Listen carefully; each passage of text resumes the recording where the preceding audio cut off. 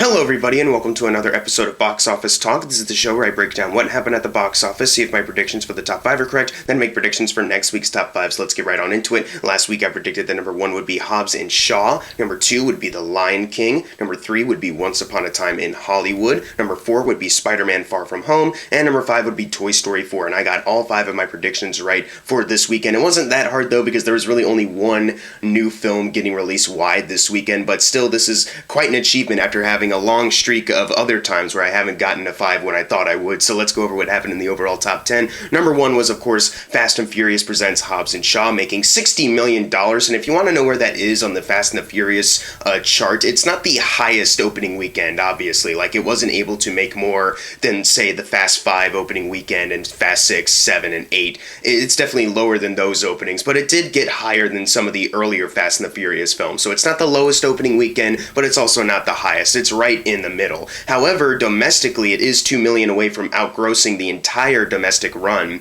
of Fast and the Furious Tokyo Drift, which is pretty good since that's considered the worst Fast and the Furious film. Worldwide, it is sitting at $180 million right now, and it already has outgrossed Tokyo Drift worldwide by $22 million.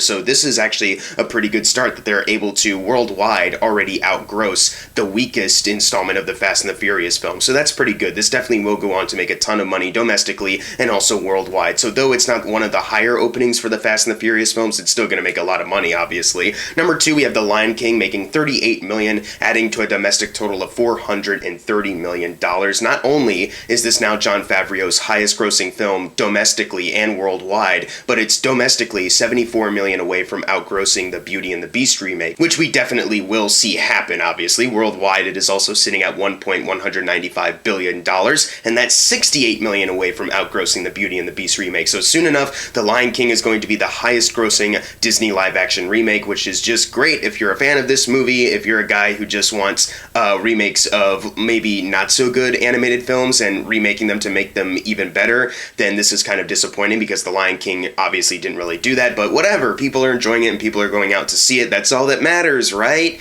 Yay! Moving on to number 3, we have Once Upon a Time in Hollywood, making $20 million, adding to a domestic total of $78 million. It is the 4th highest grossing film Tarantino has ever made, and it's $39 million away from outgrossing Pulp Fiction, which we could potentially see happen, which is pretty exciting to think about, to see this movie rise in the ranks of the other Tarantino films. This is honestly really exciting to see. I was really hoping that it would hold over well from last weekend, and it kind of did. It had about like a 51% drop, but that was about expected, and that's honestly a lot better considering that it was opening up against another big franchise movie like Hobbs and Shaw. So this is actually a pretty good holdover. Since next weekend is going to get really, really crowded, I'm not sure if it's going to stick around in the top 5 or not. That'll be wishful thinking on my part, but you know, I still wish it the best in success and outgrossing Pulp Fiction at least and continuing to rise the Tarantino ranks. Number 4, we have SpiderMan Far From Home making $7.7 million, adding to a domestic total of $360 million, and domestically it is $13 million away from outgrossing Spider-Man 2, which I definitely think we will see happen.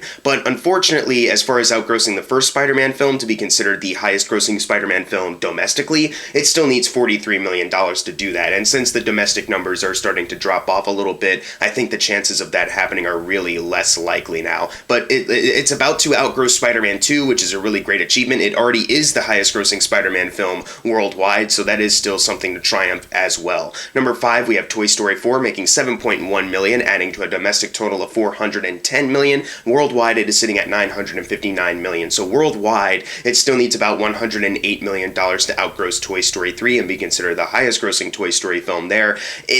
I don't know if it'll do that though, because like Spider-Man, domestically the numbers are starting to drop off a little bit, so it really is just kind of a waiting game until it's out of the top 10 to determine that. However, domestically, it is only $5 million away now from outgrossing Toy Story 3. So by next weekend, I think we definitely will be seeing the news that Toy Story 4 is now the official highest grossing Toy Story film domestically, which is obviously a great thing to see. This is a fantastic film for people to go out and see right now. In the midst of a bunch of cynical remakes and other studio cash grabs, it's nice to see a big studio sequel film, but still has a lot of heart and still has a lot of people going out to see it because of said heart. Number 6, we have Yesterday making $2.44 million. This is where the numbers are going to get really tight and close together together, but that adds to a domestic total of 67 million. Worldwide, it is sitting at $118 million. So congrats to yesterday. It was able to stick at the number 6 spot once again, just like last weekend. So yay, we got another summer clinger as far as like Spider-Man Homecoming clung to that one spot in 2017 throughout the summer. There's been a couple other examples of this, but yesterday is just another one of those. So that's great if you're a fan of this movie. Number 7, we have The Farewell, rising in the box office ranks, making $2.42 million, adding to a domestic total of $6 million. Some people might think this is really low, but actually the budget is only $3 million.